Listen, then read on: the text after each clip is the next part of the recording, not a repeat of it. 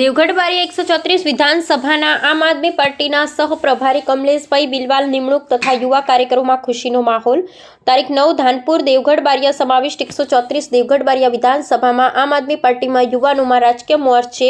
ઊંચા સ્થાન પર વિરાજમાન પર યુવા નેતા હજારો યુવાનોમાં એક જ નામ ટૂંકા ગાળામાં આમ આદમી પાર્ટી સાથે જોડાયેલા નવયુવાન કમલેશભાઈ બિલવાલને 134 દેવગઢ બારિયા વિધાનસભાના સહપ્રભારીની નિમણૂક થતા ધાનપુર તાલુકામાં આમ આદમી પાર્ટીની સંગઠનની પકડ મજબૂત થશે। હજારો યુવાઓને સાથે લઈને ચાલનારા કમલેશભાઈ બિલવાલ પર દાહોદ જિલ્લાના પાર્ટી પ્રમુખ ગુજરાત પ્રદેશ કક્ષાના આપ નેતાઓએ 134 દેવગઢ બારિયા ધાનપુર તાલુકામાં સંગઠનોમાં સારી કામગીરી જોઈ કમલેશભાઈ બિલવાલને 134 દેવગઢ બારિયા વિધાનસભાના સહપ્રભારીની જવાબદારી નિમણૂક થતા યુવા કાર્યકરોમાં નવો જુસ્સો જોવા મળી રહ્યો છે।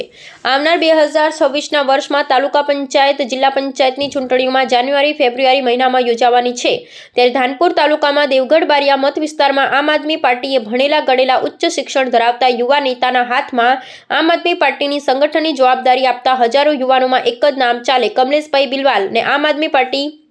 134 દેવગઢ બારિયા વિધાનસભાના સહપ્રભારીની નિમણૂક થતા કમલેશભાઈ બિલવાલના ચાહકોમાં ખુશીનો માહોલ જોવા મળી રહ્યો છે। કમલેશભાઈ બિલવાલને આમ આદમી પાર્ટીમાં સહપ્રભારીની જવાબદારી નિમણૂક થતા કાર્યકરો એકબીજાને મોં મીઠું કરાવી કમલેશભાઈ બિલવાલને અભિનંદન પાઠવ્યા હતા। રિપોર્ટર ચંદુભાઈ મોહનિયા, ધાનપુર, દાહોદ।